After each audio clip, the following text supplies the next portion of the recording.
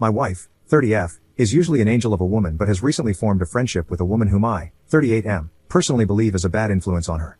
Not in a patronizing way, it is what it is. I never said anything about her childishness or her very radical misandry because frankly, it doesn't affect me. That is, until it did. A few months ago, my wife began pressuring me to do more around the house. Before you start judging me, we already split chores and childcare. Admittedly, she had a bigger cut than me because she is a stay-at-home mom, but I do most of the cooking, breakfasts, and dinners. Lunch is her responsibility for her and the boys, and I take out the garbage, do laundry, and deep clean the bathrooms once a week. I also help with our boys' homework and such. She insists that I am not doing enough and that I should be doing more around the house. I tried having discussions with her, asking what she expected from me, and essentially, she said all the chores and childrearing should be my duty, and for months it seemed to be going nowhere. She said it was my duty more than once when speaking on this, which felt manipulative. It boiled over when we were out with friends one night, and she began talking about how I never helped out and how I use her as a house slave, literally her words. I will admit I saw red, and I didn't say anything that night, but the next day I asked my boss to give me reduced hours for the next little bit, due to stress. Then, I took over everything in the house. I cooked breakfast and made lunch for the boys before driving them to school, cleaned the house top to bottom, did every dish we had twice, and so on. My wife was blindingly happy and bragged to her friend that she finally had me worn in. That entire month, she didn't lift a finger around the house. Then she began asking why we never went on dates anymore and complaining that she wanted to get her nails done as they were growing out. I explained that I had to take that out of our budget so we could continue to afford everything else, but we could absolutely have a movie night in, and I could paint her nails for her. She was unhappy with that solution, so I asked her if she would want to get a part-time job to pay for either luxury. You would have thought I asked if she wanted to join a cult. She then asked if I could just pick up more shifts at work to cover her other expenses and use the phrase be a man, which I found more than a little insulting. I then asked her if she would be willing to go back to splitting the chores and such, which is when she began to catch on that the two were related. She yelled at me that I was being a manipulative prick for doing this and even claimed it was financial abuse. I stood strong for a while, but now I am questioning if I went too far. Update 1. I have never been in a situation like this before. I am a former addict myself, but I didn't have children then. That friend who I thought was a bad influence for my wife did more than just get her to hate on men. My wife recently admitted to using 2 substances for several months now after we had a blowout argument, and she agreed to get checked into rehab. She wanted me to lie to the kids, but I refused. As I was driving my wife to the rehabilitation center we decided on, she was screaming at me about how she can't believe I'm humiliating her like this, in reference to telling the boys and making her message her friend that they would not be hanging out or using together anymore. She was also screaming how she doesn't want to go, and that I am a controlling monster, and how threatening her with divorce and taking primary custody of the boys was too far, and I was insane. I just took it, and took it, and took it until I just couldn't anymore. And I screamed at her. I screamed that the woman I met would have rather offed herself than become a substance abuser around her sons, and how she disgusted me. I don't know if she knew how much I was considering leaving her, not because of the addiction, but the way she was acting, like she hadn't brought illegal substances into our home. Around me, a former addict myself, and around our boys. I am beginning to hate her for doing that. She was becoming exactly what she always cried about her mother being, and she was lucky I was here to see it before what happened to her goddamn sons. It makes me sick to say, but watching it sink in just how far she had spiraled felt good. Watching her realize that her actions have consequences was satisfying. She yelled a few more times, calling me an abusive jerk or whatever, but she was still crying, so I felt her heart wasn't in it. I plan on speaking to a lawyer. I don't want to divorce her, but I don't know how healthy our relationship could possibly be after this. I know yelling like that was wrong, but I don't feel bad, and that is the part that makes me think that maybe I shouldn't be married to her anymore. For her sake and my own. I don't know what else to do, and I'm so pissed that she detonated every aspect of our life. Update 2. Before you read, please know this is a vent post. I normally would never be like this, but I am beyond okay and need to get this poison out of my head before I go anywhere else with it. She was cheating. The friend I told her to cut off sent me videos of her dancing and getting handsy on this ugly hick-looking dude. I am goddamn destroyed. The boys are staying with my mother for a few days, and I'm taking the next week off work. I am so done. I have never been so angry in my goddamn life. She was so goddamn smug sending it, saying, in case you don't realize you're replaceable to her. Well, the free ride stops here. I hope she can get on Medicaid for the rest of her fixes. I'm done. I saved the video immediately, and I'm going to see a lawyer as soon as possible. I can't tell anyone yet because I want to do this right. I am so thankful my parents insisted on a prenup with what I, at the time, thought was an inhumane cheating clause. I've never been cheated on before, and I feel like tearing my goddamned hair out. I genuinely never thought she would turn out to be such a scummy piece of crap. I cannot handle this. I am not physically able to handle this. I haven't been able to keep food down, and I drank for the first time in over a decade last night. Then I woke up and had to pour the rest down the drain because I am about to spiral, and my boys don't need both mom and dad in rehab right now. I am so close to losing my goddamn mind. Update 3.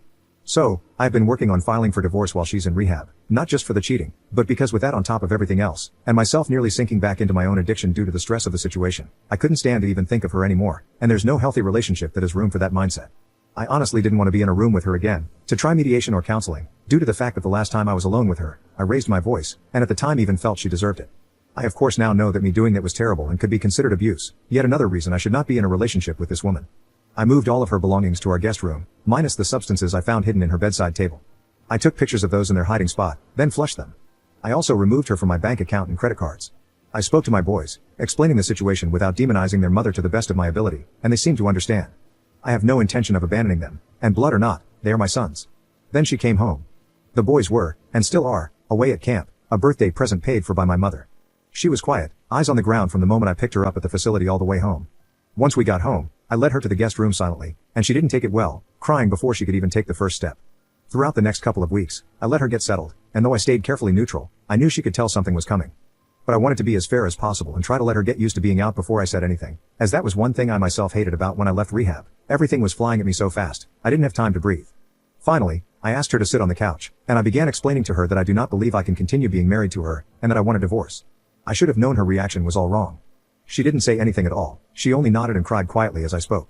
I explained that I did not intend to hurt her, but I could not be married to her anymore, and that maybe both of us should focus on being the best parents we can be. I told her I had no intentions of kicking her out and that because of our prenup, the divorce should be cut and dry. She should be safe to begin looking for employment now, and once she has a job, I will help her find an apartment. At this, she stood and walked to her room. I let her because I thought she must have been overwhelmed, and this talk could wait.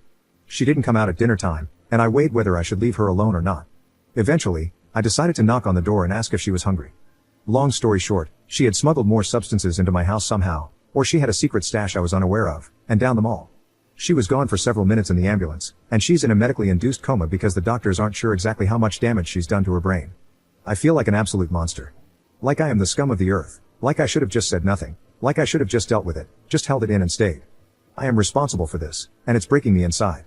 I may not have the same love for her as I did, but I do feel so very sorry for everything she's been through. I haven't told my sons yet, and I am debating waiting until they're back from camp, so they can have a little more time without this on their minds on top of everything else. Update 4. Sorry I haven't updated in the past couple of months, but I'm sure you can guess why I wasn't feeling up to it. I know that everyone said that she was manipulating me or trying to make me stay with her, but honestly, even if that was the case, it didn't matter, because the moment she woke up we both started crying and talking, and we didn't stop for days. She went back into rehab for a little while, came out, and we did both couples and solo therapy for both of us. She seemed happy. She seemed better, and I had hoped that the crazy was over, that we would just be happy again. I didn't update then because frankly, I was scared of how everyone would react. I don't do well at getting yelled at. She promised me that if anything happened, if there was anything she needed to talk to me about, she wouldn't hesitate. Everything was going well, and now when I ask myself if there were signs she would go back or that she never stopped, the answer is no. Nothing, except the fact that she was using again at her friend's house while I was working and became unresponsive on her couch. I never got to see her again. The friend didn't even want to call an ambulance, her boyfriend had to convince her to. I don't think either of them was arrested that day, but I know from the paper she was picked up a couple of months ago for selling. Everyone kept telling me to go to the police, and frankly, maybe I should have, but with the way the police act, it wouldn't do much good. Since then, I've been drifting terribly. I took up terrible habits again, something I quit before I got married because she hated the smell. I hate it now too, the smell, I mean, but the hand to mouth is nice. My sons are in therapy and are taking the loss as well as they could be expected to. The younger two talk about her a lot, but the eldest is mostly angry. I'm thankful he doesn't seem to want to say things to his brothers about it, but I always let him tell me anything he's thinking, even when it breaks my heart. I know that maybe everyone here has an idea of who my wife was, but one thing that you could never deny was how much she loved our boys. They were her pride and joy, absolutely everything to her. I miss her. I miss her so much it feels so painful to even breathe. There's never music when I get home anymore, and I hate it. I hate the quiet so much that some days before I go inside, I sit in the car and just cry because I know she won't be there. I haven't even been able to clean out her side of the bathroom yet. It hurts too much to think about getting rid of her perfume or her toothbrush. I haven't felt like writing for obvious reasons, but there's something that feels important now, so I will. Valentine's Day is tomorrow. On the way home from work recently, I caught myself calculating flower prices before I remembered that I have no one to give them to unless I put them on her grave.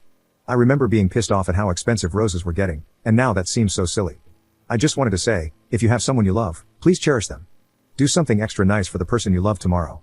Nothing crazy, but maybe you can dance around the living room to your song or read to each other. Something soft or good, to let them know you're real, and really, really there. I know that's so cliche and corny, and if Alex were here now, she would actively bully me. Turns out it was true, life is short.